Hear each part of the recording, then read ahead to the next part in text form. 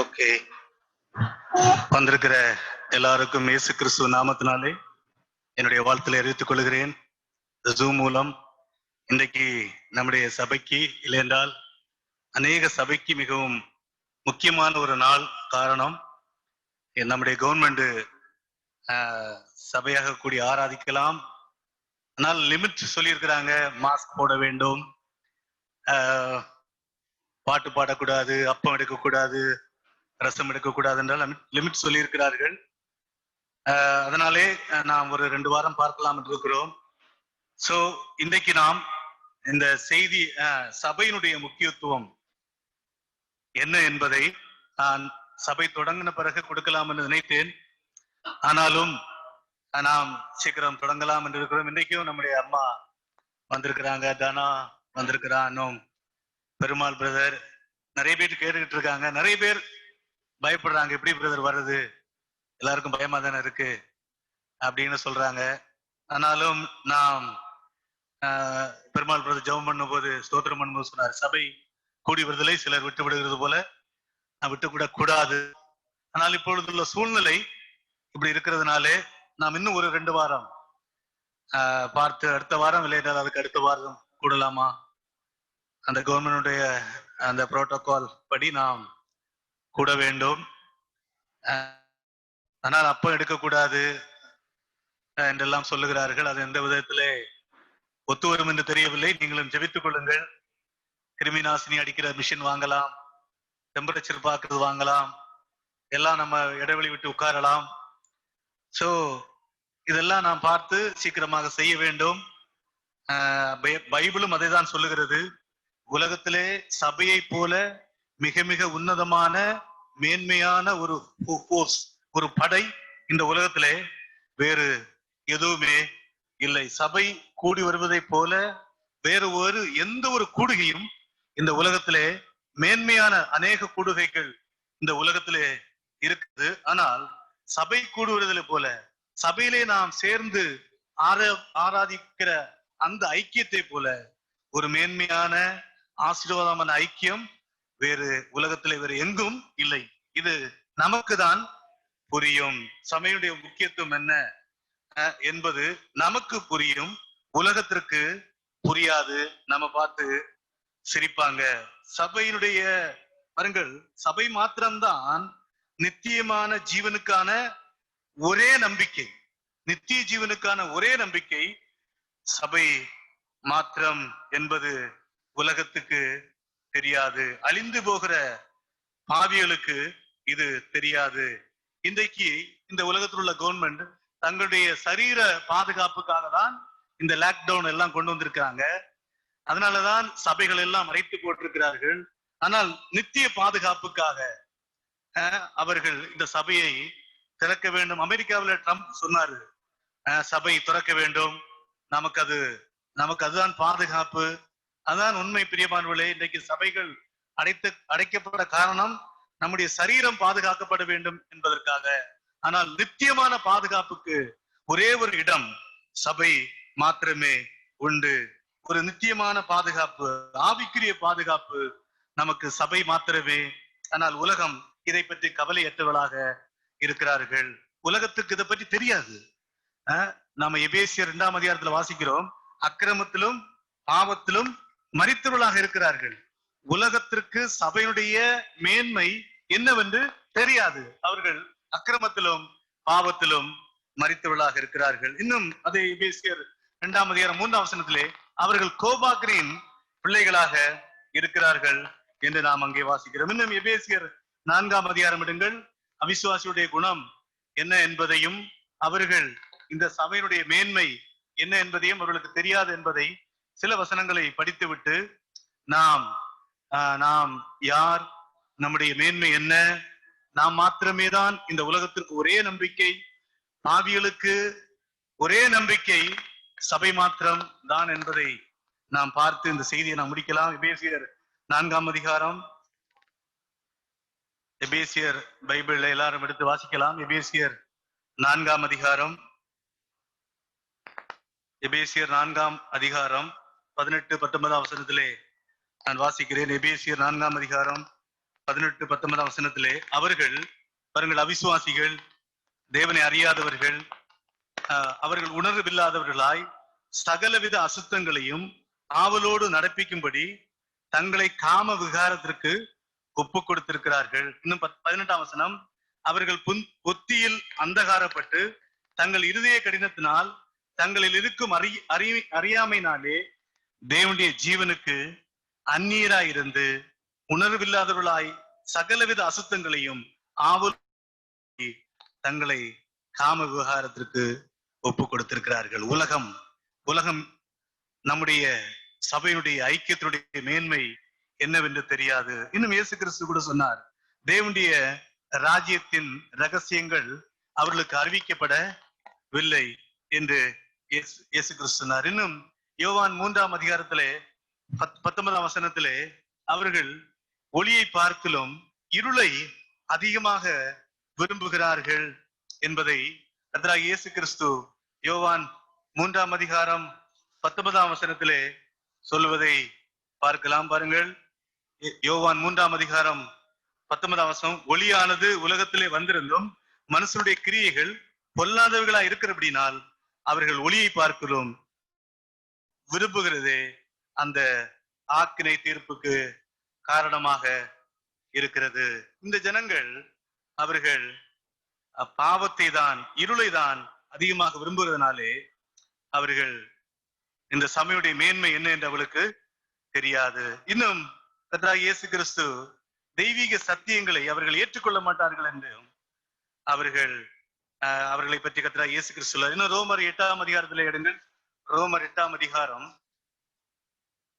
8ஆம் அதிகாரத்திலே 7-8 வசனங்கள். ரோமர் 8ஆம் அதிகாரம் 7, ரோமர்கள் நிருபம், எல்லாரும் எடுத்தால் நலமா இருக்கும். ரோமர்கள் நிருபம் 8ஆம் அதிகாரம் 7-8 வசனங்கள். எப்படி என்றால், மாம்ச சிந்தை தேவனுக்கு விரோதமான பகை, அது தேவனுடைய நியாயப்பிரமாணத்துக்கு கீழ்ப்படியாமலும் கீழ்ப்படக்கூடியாமலும் இருக்கிறது. மாம்சத்துக்கு உட்பட்டவர்கள் தேவனுக்கு பிரியமா இருக்க மாட்டார்கள். நன்றாக கவனியுங்கள், மாம்சத்துக்கு உட்பட்டவர்கள் தேவனுக்கு பிரியமாய் இருக்க மாட்டார்கள். இந்த 1 கொரிந்தியர் 1ஆம் அதிகாரம் எல்லாரும் தெரிந்த வசனம். 1 கொரிந்தியர் 1ஆம் அதிகாரம் 18ஆம் வசனத்திலே நாம் பார்க்கலாம். 1 கொரிந்தியர் 1:18 பாருங்கள்.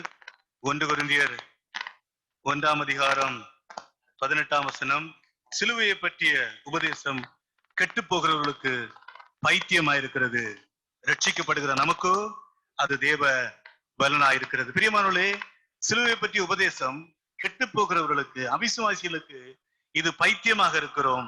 இதை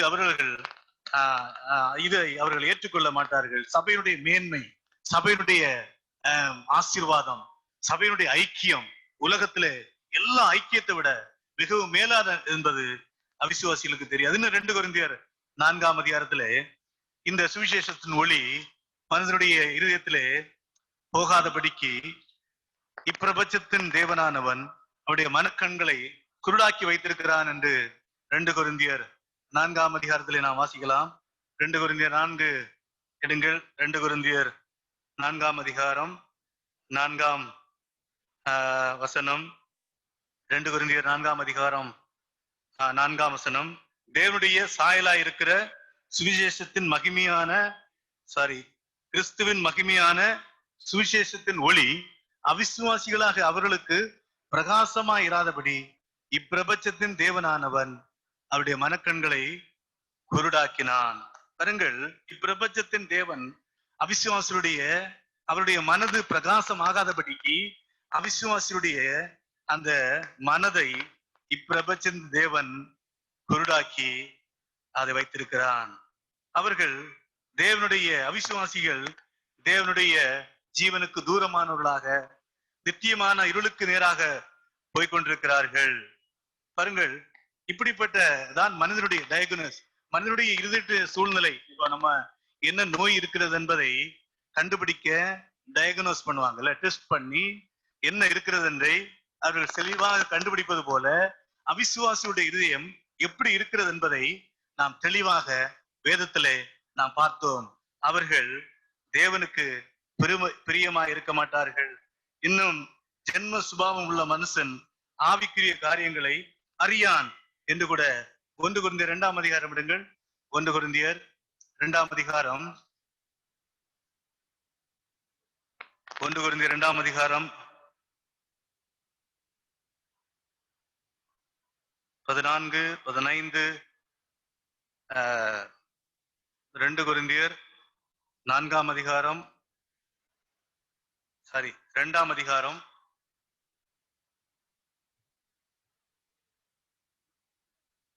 14, 15, 16ஆம் வசனம். எல்லாரும் எடுத்தீர்களா? 2 கொரிந்தியர் 2ஆம் அதிகாரம் 14, 15, 16. ஜென்ம சுபாவமான மனுஷன் தேவனுடைய ஆவிக்குரியவைகளை ஏற்றுக்கொள்ளான். பாருங்கள், ஜென்ம சுபாவம் உள்ளவர்கள், அவிசுவாசிகள், புறஜாதிகள், ஜாதிகள் தேவனுடைய ஆவிக்குரியவைகளை ஏற்றுக்கொள்ளான். அவைகள் அவனுக்கு பைத்தியமாக தோன்றும். அவைகள் ஆவிக்கேற்ற பிரகாரமாய் ஆராய்ந்து நிதானித்து படுகிறவைகளால் அவைகளால் அறியவும் மாட்டான். ஆவிக்குரியவன் எல்லாவற்றையும் ஆராய்ந்து நிதானிக்கிறான், ஆனாலும் அவன் மற்றொருவராலும் ஆராய்ந்து நிதானிக்கப்படான். கர்த்தருக்கு போதிக்கத்தக்க அவருடைய சிந்தையை அறிந்தவன் யார்? எங்களுக்கோ கிறிஸ்துவின் சிந்தை உண்டாயிருக்கிறது. Praise the Lord. பாருங்கள், இங்கே உலக பிரகாரமான மனிதர்கள் ஆவிக்குரிய காரியங்களை ஏற்றுக்கொள்ள மாட்டார்கள். அவர்களுக்கு பாவமும் அந்த நரகமும் அவர்களுக்கு இந்த உலகத்தினுடைய இச்சைகளும் வாலிபத்துக்குரிய இச்சைகளே அவர்கள் விழுவார்கள். ஆனால் எங்களுக்கோ கிறிஸ்துவின் சிந்தை எங்களுக்கோ உண்டாயிருக்கிறது. ஓ பிரியமானவர்களே, நாம் கிறிஸ்துவின் சிந்தை உள்ளவர்களாக நாம் சீக்கிரமாக கூடி நாம் ஆராதிக்க வேண்டும். மனிதனுக்கோ கவர்மெண்ட்டுக்கோ நாம் பயப்படக்கூடாது. ஆனாலும் இப்போது இந்த கொரோனா என்கிற தொற்று வியாதி இருப்பதனாலே நாம் பயப்படுகிறோமே ஒழிய மாறாக நாம் பயப்பட கூடாது. சபையாக கூடி, சபை மாத்திரம்தான் மிகவும் ஒரு முக்கியமான மேன்மையான இடமாக சபை இருக்கிறது என்பதை உலக ஜனங்கள் அவர்களுக்கு தெரியாது. பிரியமானவர்களே, சுவிசேஷம் மாத்திரம்தான் மனிதனை பாவத்திலிருந்தும் நரகத்திலிருந்தும் மனிதனை பரலோகத்திற்கு கொண்டு போகிற ஒரு மிக மிக முக்கியமான காரியம் சபை என்பதை உலகம் புரிந்து கொள்ள மாட்டார்கள்.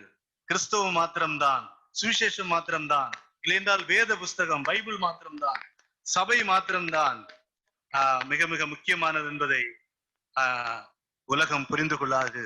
ஆராதனை, ஐக்கியம், இதெல்லாம் முக்கியம் என்பதை உலகம் புரிந்து கொள்ளாது.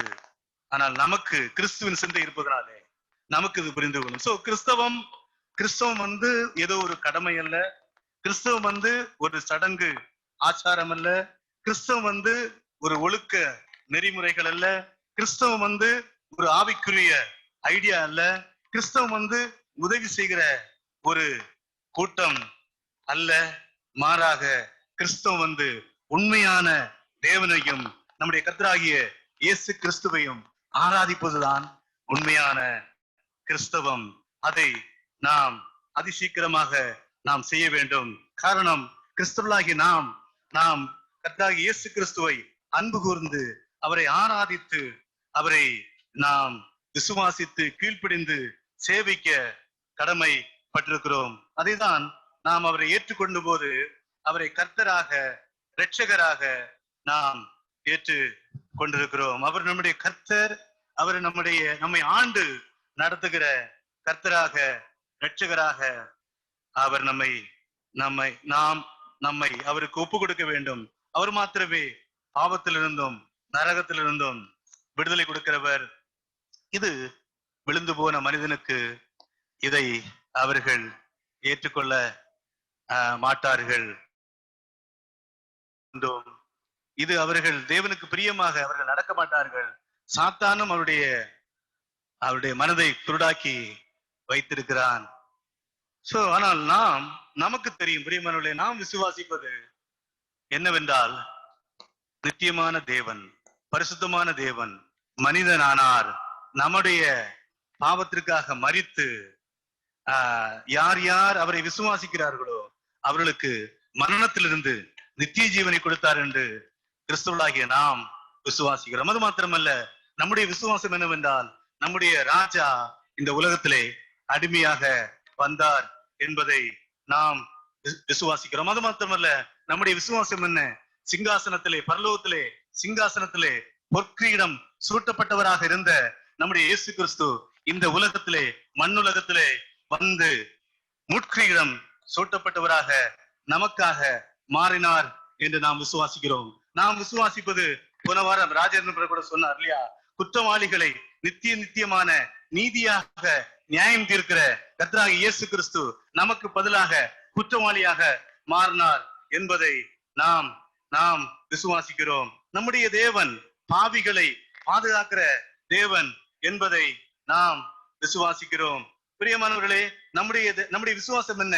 நீதியான தண்டனையை பாவிகளுக்கு கொடுக்கக்கூடியவர் பாவிகளுடைய தண்டனையை ஏற்றுக்கொண்டார் என்பதை நாம் விசுவாசிக்கிறோம். கிறிஸ்துவுடைய விசுவாசம் என்ன? பரிசுத்த நியாயப்பிரமாணத்திற்கு நம்மை, அந்த பரிசுத்தமான நியாயப்பிரமாணம் நம்மை முழுமையாக விடுதலை கொடுத்து சந்தோஷமாக, அதே வேளையிலே நீதிக்காக நம்மை அடிமையாக மாற்றுகிறது என்பதை நாம் விசுவாசிக்கிறோம். கிறிஸ்தவர்களாகிய நம்முடைய விசுவாசம் என்னவென்றால், நம்முடைய ராஜ்யம் இந்த பூமியில இருக்கிறது. நம்முடைய கேபிட்டல், நம்முடைய தலைநகரம் பரலோகத்திலே இருக்கிறது என்பதை விசுவாசிக்கிறோம். கிறிஸ்தவர்களாகிய நம்முடைய விசுவாசம் என்ன?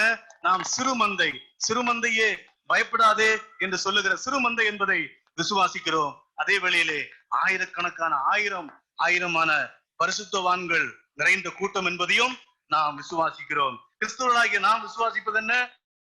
சொல்லப்பட்ட பாவிகளாக இருந்த நாம் இன்றைக்கு பரிசுத்தவான்களாக மாற்றப்பட்டிருக்கிறோம் என்பதை விசுவாசிக்கிறோம். கிறிஸ்தவர்களாகிய விசுவாசம் என்ன? தேவனுக்கு எதிராக இருந்த நாம் இன்றைக்கு தேவனுடைய பிள்ளைகளாக மாற்றப்பட்டிருக்கிறோம். கிறிஸ்தவருடைய விசுவாசம் என்ன? அடிமைகளாக இருந்த நாம் ராஜாக்களாக மாற்றப்பட்டிருக்கிறோம். நம்முடைய விசுவாசம் என்ன? தரித்திரராக இருந்த நாம் ஐஸ்வர்யவான்களாக மாற்றப்பட்டிருக்கிறோம். நம்முடைய விசுவாசம் என்ன? ஒன்றுக்கும் உதவாத ஆத்துமாக்களாகிய நம்மை நித்தியமான ஆசீர்வாதத்தினாலே ஆசீர்வதித்திருக்கிறார் என்பதை விசுவாசிக்கிறோம். கிறிஸ்தவருடைய நம்முடைய விசுவாசம் என்ன? நாம் தேவனுக்கு எதிராளிகளாக இருந்த நாம் இன்றைக்கு தேவனுக்கு நண்பர்களாக மாறி இருக்கிறோம். கிறிஸ்தவர்களாகிய நம்முடைய விசுவாசம் வெறுக்கப்பட்டவர்களாக இருந்த நாம் இன்றைக்கு அன்பு கூறப்படுகிறவர்களாக, நம்மை வெறுக்கிறவர்களையும் அன்பு கூறுவர்களாக நாம் மாற்றப்பட்டிருக்கிறோம். நம்முடைய விசுவாசம் என்ன? நாம் பலிகடா அல்ல, இல்லை என்றால் தோற்கடிக்கப்பட்டவர்கள் அல்ல, நாம் ஜெயம் கொள்ளுவர்களாக, தோற்கடிக்கப்பட்டவர்களாக இருந்த நாம் ஜெயம் கொள்ளுவர்களாக மாற்றப்பட்டிருக்கிறோம். நம்முடைய விசுவாசம் என்ன?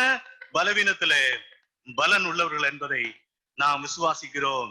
நம்முடைய விசுவாசம், நாம் புறம் தள்ளப்பட்டவர்கள், ஆனால் இன்றைக்கு கனத்திற்குள்ளாக மதிப்புக்குரியவர்களாக மாற்றப்பட்டிருக்கிறோம். நம்முடைய விசுவாசம், நாம் ஒரு முறை மரிப்போம், 2 முறை பிழைத்து இருப்போம். நம்முடைய விசுவாசம் என்ன? நாம் அழிந்து போகிறவர்கள் அல்ல, அழியாமையை பெற்றுக் கொண்டவர்கள். நம்முடைய விசுவாசம் என்ன? நாம் நேர்மையற்றவர்களாக அல்ல, நாம் நேர்மை உள்ளவர்களாக மாற்றப்பட்டிருக்கிறோம். நம்முடைய விசுவாசியுடைய விசுவாசம் துக்கம் நிறைந்தவர்கள், அதே வழியிலே நித்தியமான சந்தோஷம் உள்ளவர்கள். பிரியமானவர்களே, இதற்கெல்லாம் காரணம் என்ன தெரியுமா? இதற்கெல்லாம் காரணம் ஜீவனையும் உயிரையும் கொடுக்கிறவர் நம்மில் அன்பு கூர்ந்து பாவியாக நமக்காக பாவத்தை ஏற்றுக்கொண்டு நம்மை நித்தியமாக ஜீவிக்க வைத்திருக்கிறார். Praise the Lord. கர்த்தருடைய இந்த சுவிசேஷத்தின் மகிமையை ஜென்ம சுபாவம் உள்ள மனுஷன் அறியான். நாமோ கிறிஸ்துவின் சிந்தையை பெற்றிருக்கிறதுனாலே இந்த சத்தியத்திலே நாம் சந்தோஷப்படுகிறோம். இதனாலே நாம் கர்த்தரை ஆராதிக்கிறோம். இதனாலே நாம் நிறைய பேர் போன் பண்ணி தொடங்கினீங்களா, எனக்கு ஒரு அம்மா அவங்க தொடங்கி இருப்பாங்கன்னு கேட்டு அவங்களே வந்திருக்கிறாங்க. நிறைய பேர் நாம் இதை ஆராதிக்க வேண்டும். பிரியமானவர்களே, வீட்டில இருந்து நம்ம இந்த கடினமான சூழ்நிலை ஆனதுனாலே நாம் இப்படி இருக்கிறோம். மாறாக நாம் கண்டிப்பாக கர்த்தரை, நாம் நம்முடைய வாழ்க்கையை கர்த்தருக்கு ஒப்பு கொடுத்து நாம் எப்படி ஒப்பு கொடுத்தோம் என்பது உங்களுக்கு தெரியும் இல்லையா? ரோமர் எத்தனாம் அதிகாரம்? ரோமர் 10ஆம் அதிகாரம் 9-10 வசனத்திலே நாம் எப்படி நம்மை ஒப்பு கொடுத்தோம் என்பது உங்கள் எல்லாருக்கும் தெரியும். ரோமர் 10ஆம் அதிகாரம் 9-10 வசனம். ரோமர் 10ஆம் அதிகாரம் 9-10. ஏனென்றால் கர்த்தராகிய இயேசுவை நீ உன் வாயினால் அறிக்கையிட்டு தேவன் அவரை மரித்தோரிலிருந்து உயிரோடு எழுப்பினார் என்று ஒரு இதயத்திலே விசுவாசித்தால் ரட்சிக்கப்படுவாய். ஏனென்றால் கர்த்தராகிய இயேசு கிறிஸ்துவை உன் வாயினாலே அறிக்கை இட்டு. பிரியமானவர்களே, நாம் நம்முடைய கர்த்தராகிய இயேசு கிறிஸ்துவை நாம் அறிக்கையிட்டு நம்முடைய கர்த்தர், நம்முடைய இரட்சகர் என்று நாம் ஏற்றுக்கொண்டிருக்கிறோம். இதனுடைய அர்த்தம் என்ன? உண்மையாக இதனுடைய அர்த்தம் என்ன சொன்னால், நாம் 2 கொரிந்தியர் எடுங்கள். 2 கொரிந்தியர் அறிக்கையிட்டு கர்த்தராக ஏற்றுக்கொள்கிற அர்த்தம் 2 கொரிந்தியர் 5ஆம் அதிகாரம்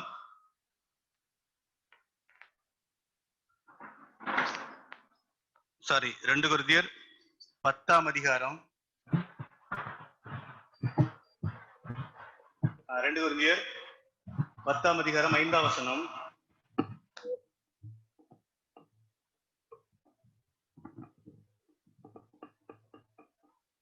ஆகையால் நாங்கள் தர்க்கங்களையும்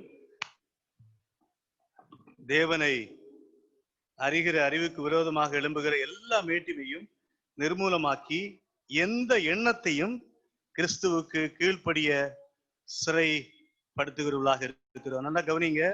எந்த எண்ணத்தையும், நம்முடைய எண்ணங்களை கூட நாம் கர்த்தர் என்பதனுடைய அர்த்தம், இயேசு கிறிஸ்துவை நம்முடைய ராஜாவாக கர்த்தராக நாம் ஏற்றுக்கொண்டிருக்கிறோம் என்பதுடைய முழுமையான உண்மையான அர்த்தம், எந்த எண்ணத்தையும் கிறிஸ்துவுக்கு கீழ்ப்படிய சிறைப்படுத்துவர்களாக இருக்கிறோம். இதுதான் நாம் கர்த்தராகிய இயேசு கிறிஸ்துவை நாம் கவர்மெண்ட்டுக்கு கீழ்ப்படிய வேண்டும், அவர்கள் சொல்வதையெல்லாம் கேட்க வேண்டும். அதற்கு மேலாக நாம் கிறிஸ்துவுக்கு நம்முடைய எண்ணங்களை கூட நாம் என்ன செய்ய வேண்டும் என்பதை இங்கே நாம் பார்க்கிறோம். நாம் அன்புடன் சந்தோஷத்துடன் அவருக்கு கீழ்ப்படிய வேண்டும், கர்த்தராகிய இயேசு கிறிஸ்துவுக்கு. இன்னும் பிலிப்பியர் 2ஆம் அதிகாரம் நம்ம இன்னைக்கு எடுத்த நம்முடைய ஆசிரியர் எடுத்த ஒரு பகுதி. அதிலே கூட நம்ம எல்லாருக்கும் தெரிந்த பகுதி. பிலிப்பியர் 2ஆம் அதிகாரத்துல நாம் 9, 10, 11 வசனத்திலே கூட அவர் கர்த்தர், அதனாலே என்னென்ன செய்ய வேண்டும் என்பதை அங்கே சொல்லி இருக்கிறது. பிலிப்பியர் 2ஆம் அதிகாரம் 9, 10, 11. ஆதலால் தேவன் எல்லாவற்றுக்கும் மேலாக அவரை உயர்த்தி, யாரை என்றால் கர்த்தராகிய இயேசு கிறிஸ்துவை தேவன் எல்லாவற்றுக்கும் மேலாக அவரை உயர்த்தி, இயேசுவின் நாமத்தில் வானோர் பூதலத்தோர் பூமியின் கீழானோருடைய முழங்கால் யாவும் முழங்கும்படிக்கும் பிதாவாகிய தேவனுக்கு மகிமையாக இயேசு கிறிஸ்து கர்த்தர் என்று நாவுகள் யாவும் அறிக்கை பண்ணும்படிக்கு எல்லா நாமத்திற்கும் மேலான நாமத்தை அவருக்கு தந்தளினார். எல்லா முழங்கால்களும், பிரியமானவர்களே, தேவனுடைய விருப்பம் என்ன? பிதா கிறிஸ்து இயேசுவை எல்லா நாமத்திற்கு மேலாக உயர்த்தி, அவர் எதிர்பார்க்கிறது என்னவென்றால் எல்லா முழங்கால்களும் அவர் கர்த்தர் என்று அறிக்கையிட்டு அவரை ஆராதிக்க வேண்டும், அவருக்கு கீழ்ப்படிய வேண்டும் என்பதுதான் தேவனுடைய விருப்பமாக இருக்கிறது. அப்போஸ்தலனாகிய பவுல் எபேசியர்கள் நிருபத்தில் என்ன சொல்றான் பாருங்க. அப்போஸ்தலனாகிய பவுல் என்ன சொல்றாரு பாருங்க. எபேசியர்கள் நிருபம் 1ஆம் அதிகாரம் அவருடைய ஜெபம் நமக்காக அப்போஸ்தலனாகிய பவுல் ஜெபிக்கிற ஜெபத்தை படித்தால் உங்களுக்கு இன்னும் அதிகமாக புரியும். எபேசியர்கள் நிருபம் 1ஆம் அதிகாரம் 15 நான் படிக்கிறேன். அப்போஸ்தலனாகிய பவுல் நமக்காக ஜெபிக்கிற ஜெபம், கர்த்தராகிய இயேசு கிறிஸ்து யார் என்பதையும் அவருக்கு நாம் என்ன செய்ய வேண்டும் என்பதையும் இங்கே தெளிவாக சொல்லப்பட்டிருக்கிறது. ஆனபடினாலே கர்த்தராகிய இயேசு கிறிஸ்துவின் மேலுள்ள உங்கள் விசுவாசத்தையும் பரிசுத்தவான்கள் எல்லாரும் உங்கள் அன்பையும் குறித்து நான் கேள்விப்பட்டு இடைவிடாமல் உங்களுக்காக ஸ்தோத்திரம் பண்ணி என் ஜெபங்களில் உங்களை நினைத்து பாருங்கள். என் ஜெபங்களில் உங்களை நினைத்து என்ன ஜெபிக்கிறான் பாருங்க. நம்முடைய கர்த்தராகிய இயேசு கிறிஸ்துவின் தேவனும் மகியின் பிதாவுமானவர் தம்மை நீங்கள் அறிந்து கொள்வதற்கான ஞானத்தையும் தெளிவையும் அளிக்கிற ஆவியை உங்களுக்கு தந்திரல வேண்டும் என்றும், தாம் நம்மை அழைத்ததினாலே நமக்கு உண்டாயிருக்கிற நம்பிக்கை இன்னதென்றும், பரிசுத்தவான்களிடத்தில் தமக்கு உண்டாயிருக்கிற சுதந்திரத்தினுடைய மகிமையின் ஐஸ்வர்யம் இன்னதென்றும், தாம் கிறிஸ்துவை மரித்தோலிருந்து எழுப்பி அவரிடத்தில் நடைபித்த தமது பலத்த சத்துவத்தின் வல்லமையின்படியே விசுவாசிக்கிறவர்களாகிய நம்மிடத்தில் காண்பிக்கும் தம்முடைய வல்லமையின் மகா மேன்மையான மகத்துவம் என்னவென்றும் நீங்கள் அறியும்படிக்கு அவர் உங்களுக்கு பிரகாச உள்ள மனக்கண்களை கொடுக்க வேண்டும் என்று வேண்டிக் கொள்கிறேன். 20ஆம் வசனம் எல்லாரும் படிதான் நல்லது. 20, 21, 22, 23. அவர் யார்? எல்லா துரைத்தனத்திற்கும் அதிகாரத்திற்கும் வல்லமைக்கும் கர்த்தத்துவக்கும் இம்மையில் மாத்திரமல்ல மறுமையிலும் பேர் பெற்றிருக்கும் எல்லா நாமத்துக்கு மேலாய் அவர் உயர்ந்திருக்கத்தக்கதாக அவரை உன்னதங்களில் தம்முடைய வலது பாசத்தில் உட்காரும்படி செய்து எல்லாவற்றையும் அவருடைய பாதங்களுக்கு கீழ்ப்படுத்தி எல்லாவற்றாலும் நிரப்புகிறவருடைய நிறைவாகிய சரீரமான அவரை எல்லாவற்றுக்கும் மேலான தலையாக தந்தருளினார். பிரியமானவர்களே, எல்லாவற்றுக்கும் மேலான சபைக்கும் அவர், நம்முடைய சரீரமாகிய சபைக்கும் அவர் மேலானவர். எல்லாவற்றும் அவருடைய பாதங்களுக்கு கீழ்ப்பிடித்து எல்லாவற்றுக்கும் மேலாக தேவன் அவரை உயர்த்தினார் என்பதை நீங்களும் நானும் அறிய வேண்டும். சோ பிரியமானவர்களே, கிறிஸ்துவை தவிர வேற எந்த ஒரு வழியும் இல்லை. பிரியமானவர்களே, கிறிஸ்துவை தவிர இல்லைன்றால் கிறிஸ்துவை இல்லாமல் வேற ஏதாவது பின்பற்றலாம் என்று யாராவது சொன்னால் அது எம்டி, வெறுமையானது, அது என்ன போலியான காற்று என்று கூட நாம் சொல்லலாம். சோ பிரியமானவர்களே, கர்த்தராகிய இயேசு கிறிஸ்து சபைக்கு யார்? அவர் எல்லாவற்றுக்கும் மேலானவர். அவர் சபையை இன்றைக்கும் அவர் பாதுகாத்து பராமரித்து கொண்டிருக்கிறார். சபையை இன்றைக்கு அவர் பாதுகாத்து நடத்தி கொண்டிருக்கிறார். ஊழியர்களையும் மூப்பர்கள் டீக்கன்ஸை வைத்து இந்த சபையை அவர் அன்பு கூறுகிறார். நாங்களும் இந்த சபையை பராமரிக்க எங்களுக்கு பொறுப்புண்டு. சபையை பாதுகாக்க வேண்டிய பொறுப்பு, சபையை நேசிக்க வேண்டிய பொறுப்பு எங்களுக்கு இன்றைக்கு மூப்பர்கள், ஊழியர்கள், அந்த டீக்கன்ஸுக்கு கர்த்தர் கொடுத்திருக்கிறார். அதை நாம் எபிரேயர் 13ஆம் அதிகாரம் எடுங்கள். எபிரேயர் 13ஆம் அதிகாரம்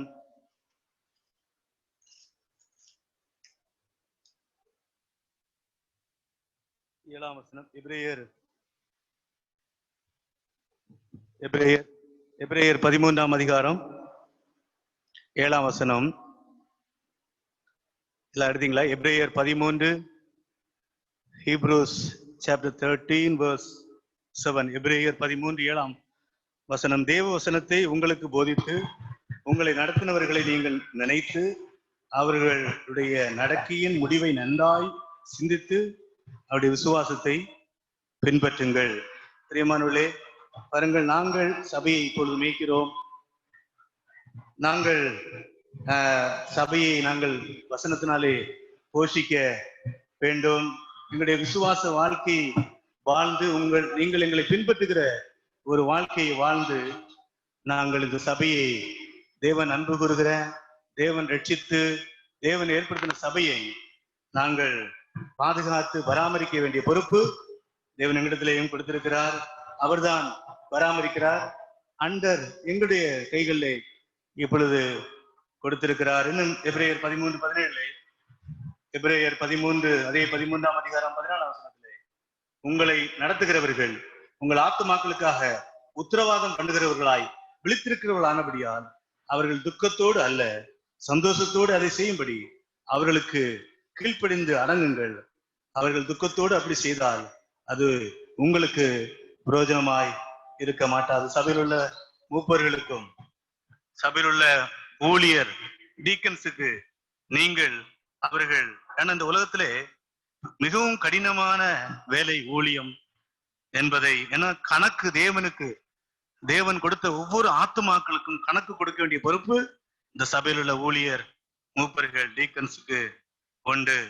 சோ அவர்கள் துக்கத்தோடு அல்ல சந்தோஷத்தோடு அதை செய்யும்படி அவர்கள் கீழ்ப்படிந்து அடங்குங்கள் என்று இங்கே சொல்லப்பட்டிருக்கிறது. சோ பிரியமானவர்களே, நாம் மந்தையை எப்படி உங்களை எப்படி ட்ரீட் பண்றோமோ அதே மாதிரிதான் கிறிஸ்துவை நாங்கள் ட்ரீட் பண்றதாக இருக்கிறது. இன்னும் எபிரேயர் 10ஆம் அதிகாரத்திலே நம்முடைய பெருமாள் பிரதர் கூட ஜெபம் பண்ணாரு, சபை கூடி வருதலை விட்டு விடுகிறது போல நாம் விட்டுவிடக் கூடாது. இன்றைக்கு அநேகர் சபை கூடி வருதலை நம்ம சபையில இல்ல, எல்லாரும் வாஞ்சியாதான் இருக்கிறாங்க, சிலர் மாத்திரம் பயப்படுறாங்க. ஆனால் 10ஆம் அதிகாரம் 24, 25, எபிரேயர் 10ஆம் அதிகாரம் 24, 25, மேலும் அன்புக்கும் நற்கிரியலுக்கும் நாம் ஏவப்படும்படிக்கு ஒருவர் ஒருவர் கவனித்து, பிரியமானவர்களே, மூப்பர்கள், டீக்கன், சபையில் உள்ள ஊழியருடைய வேலை, மேலும் அன்புக்கும் நற்கிரியலுக்கும் நாம் ஏவப்படும்படி ஒருவரை ஒருவர் கவனித்து சபை கூடி வருதலை சில விட்டு விடுகிறது போல நாமும் விட்டுவிடாமல் ஒருவருக்கொருவர் புத்தி சொல்ல கடவோம். நாளானது சபித்து வருகிறதை எவ்வளவாய் பார்க்கிறீர்களோ அவ்வளவாய் புத்தி சொல்ல வேண்டும்.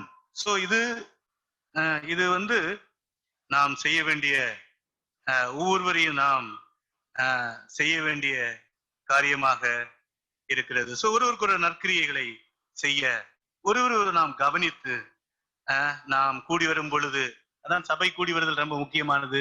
நாம் சபையிலே கூடி வந்து நாம் பாட்டு பாட வேண்டும், நாம் ஸ்தோத்திரம் பண்ண வேண்டும், ஜெபிக்க வேண்டும். ஐக்கியம், இப்ப ஐக்கியம் கூட 6 அடி தூரம் இருக்கணும்னு சொல்றாங்க, செகண்ட் கொடுக்க கூடாதுன்னு சொல்றாங்க. ஆனாலும் சபை வந்து இதெல்லாம் ஐக்கியம் கொள்ள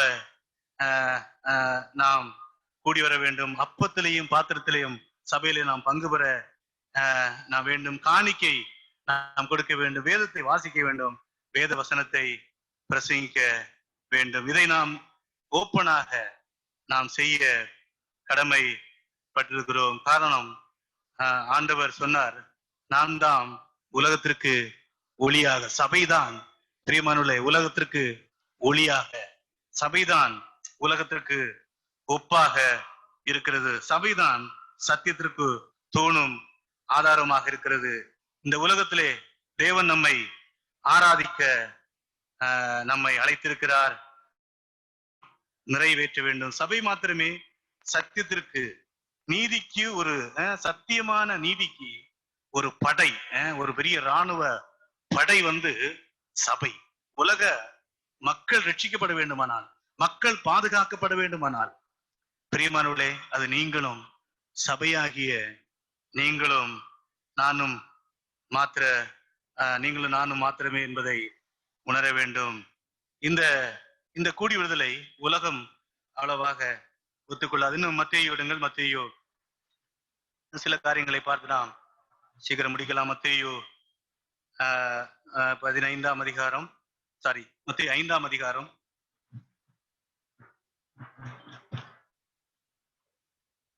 மத்தேயு 5ஆம் அதிகாரம்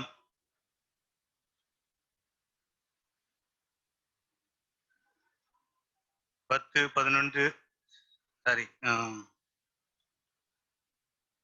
13 படிக்கிறேன். மத்தேயு 5:13 படிக்கிறேன்.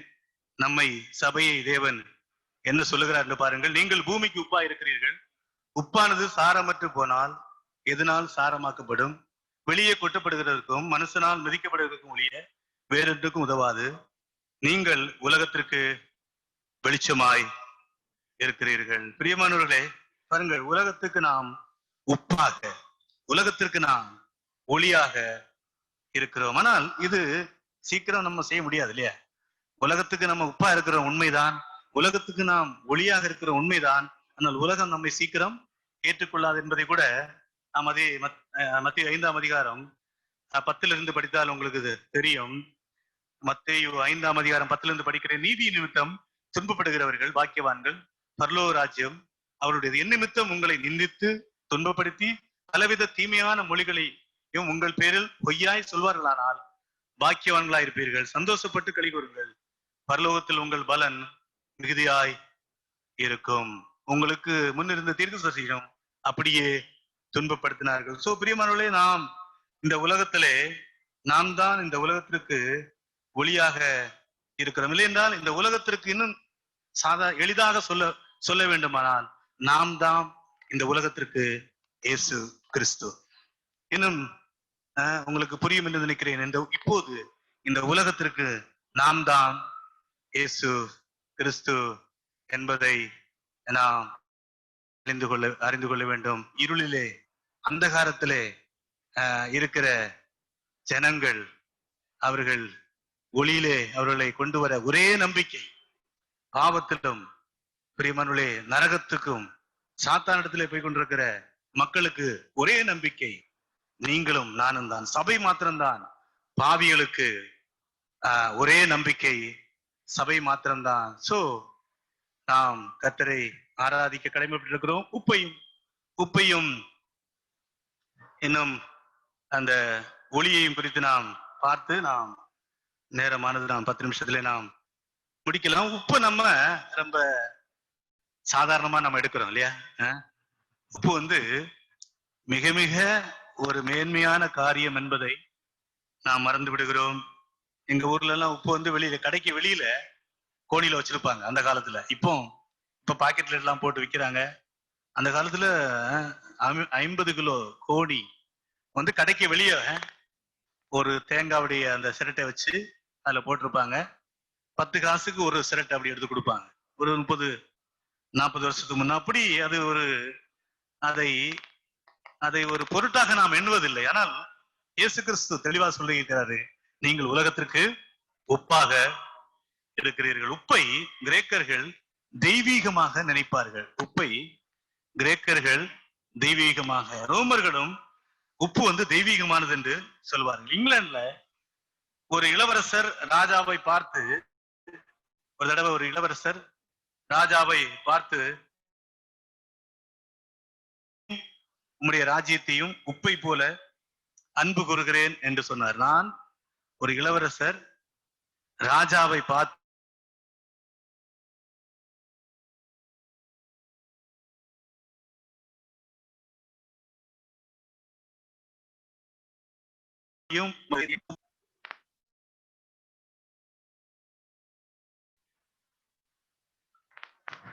கேக்குதா?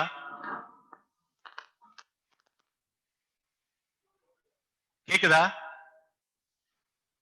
கேட்கலையா? இப்ப கேக்குதா? Okay okay. உப்பு இன்னும் உப்பு நம்ம நிறைய மதிக்காட்டா கூட, ஆனால் அநேகர் ரோமன் கேத்தலிக் சபையில ஹோலி சால்ட், பரிசுத்த உப்பு என்று அவர்கள் அதற்கு பேர் வைத்திருப்பார்கள். உப்பு நட்புக்கு ஒரு இதாக முந்தின காலத்திலே இருந்தது. இன்னும் சூரியனும் உப்பையும் போல மதிப்புள்ளது எதுவும் இல்லை என்று ரோமர்கள் சொல்வார்கள். சூரியனும் உப்பையும் போல மதிப்புள்ள வேற எந்த ஒரு காரியம் இல்லை என்று சொல்லுவார்கள். இன்னும் எங்க ஊர்ல எல்லாம் உப்பிட்டவரை உள்ளளவும் நினை என்று சொல்லுவார்கள். இன்னும் உப்பில்லாத பண்டம் குப்பையிலே என்று சொல்லுவார்கள். இன்னும் பழைய காலங்களில் உடன்படிக்கை செய்வது உப்பை கூட வைத்து உடன்படிக்கை செய்வார்கள். இன்னும் சாகும் போது கூட டெட் பாடியில நீங்க பாத்தீங்கன்னா நிறைய உப்பு போடுறத நீங்க பாப்பீங்க. சோ உப்பு ரொம்ப ரொம்ப மிக மிக முக்கியமானது என்பதை நம்முடைய கர்த்தராகிய இயேசு கிறிஸ்து சொல்லுகிறார். அது மாத்திரமல்ல, நீங்களும் நானும் இந்த உலகத்துக்கு உப்பாக இருக்கிறோம். உப்புடைய குணம் என்ன? உப்புடைய குணம் என்ன சொல்லுங்களேன். உப்பு டேஸ்டை கொடுக்கும் இல்லையா? உப்பில்லா பண்டம் எல்லாம் போட்டு உப்பு போடலன்னு என்ன சொல்லுவாங்க? உப்பில்லா பண்டம் குப்பையிலே.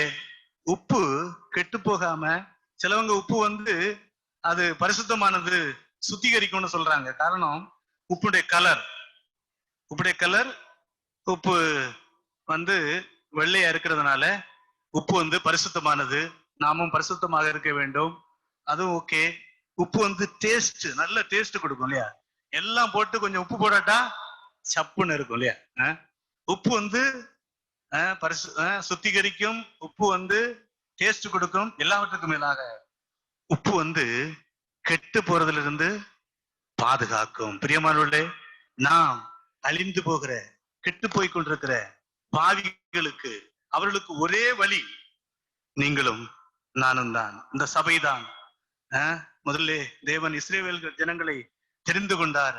அவர்கள் அதை நிறைவேற்றதனாலே தேவன் சபையை ஏற்படுத்தினார். சோ கெட்டு போவதை உப்பு தடுக்கும்.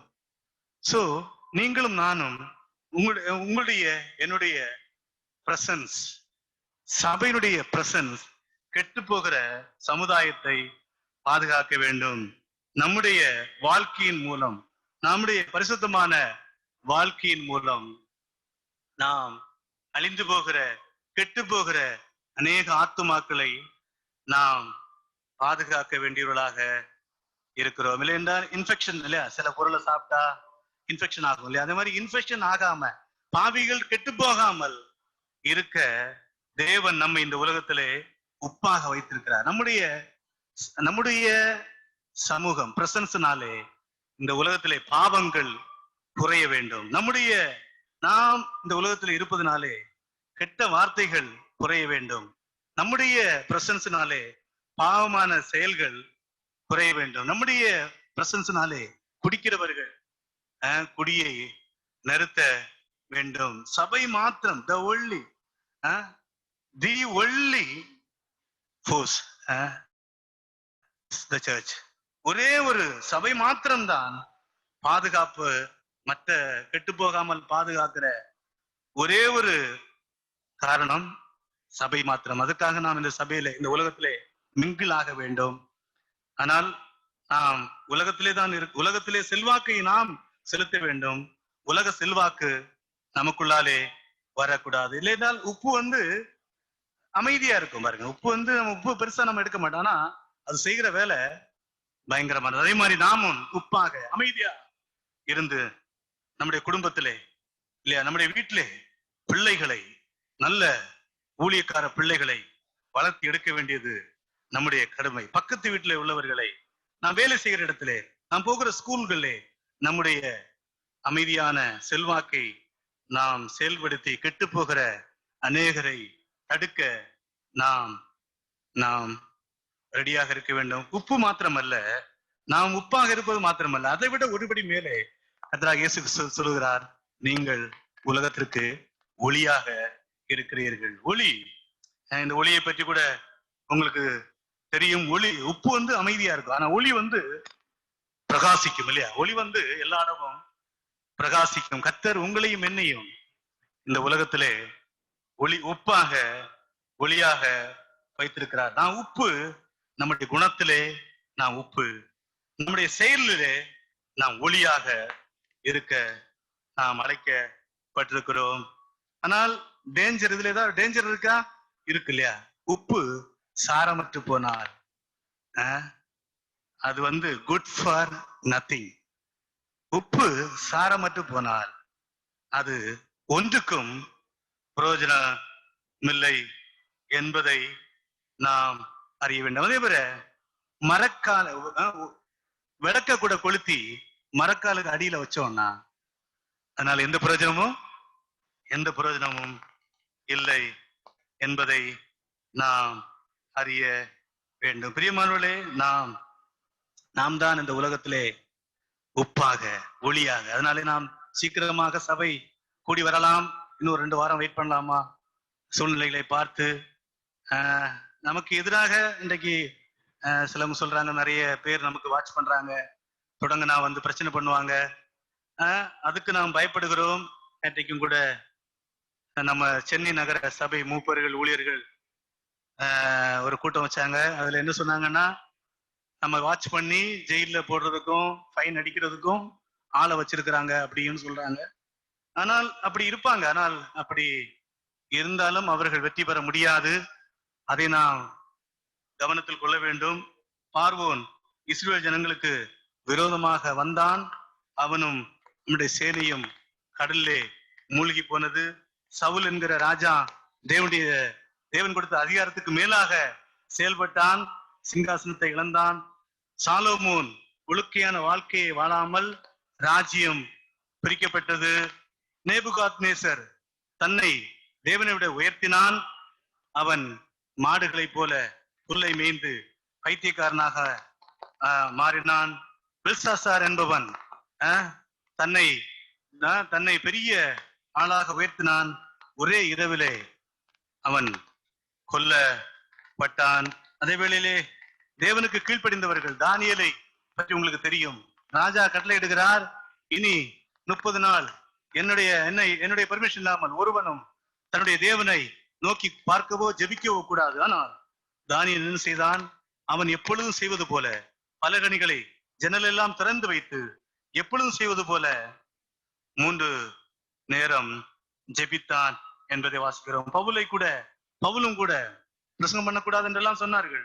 பேதுருவையும் கூட சொன்னார்கள். ஆனால் அவன் தேவனுக்கு கீழ்ப்படிவதுதான் மேல் என்பதை உணர்ந்து, மனுஷனுக்கல்ல நாங்கள் தேவனுக்கு தான் கீழ்ப்படிவோம் என்று சொல்லி அவர்கள் தேவனுக்கு கீழ்ப்படிந்தார்கள். அதனாலே நாம் தேவனுக்கு கீழ்ப்படிய வேண்டாம் என்றல்ல, அதிகாரத்துக்கு நாம் கீழ்ப்படிய கூடாது என்றல்ல, கண்டிப்பாக அதிகாரத்துக்கு நாம் கீழ்ப்படிய வேண்டும்.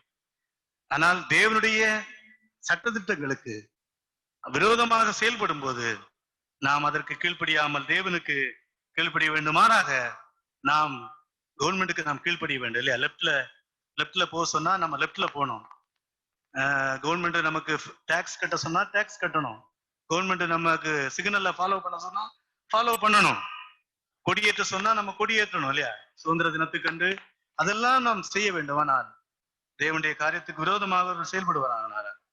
நாம் அதற்கு கீழ்ப்படியாமல் நாம் தொடர்ந்து கர்த்தரை சீக்கிரமாக ஆராதிக்க தேவன் நம் ஒவ்வொருவருக்கும் உதவி செய்வாராக. தேவன் ஜெபம் பண்ணி இந்த கூட்டத்தை முடிக்கலாம்.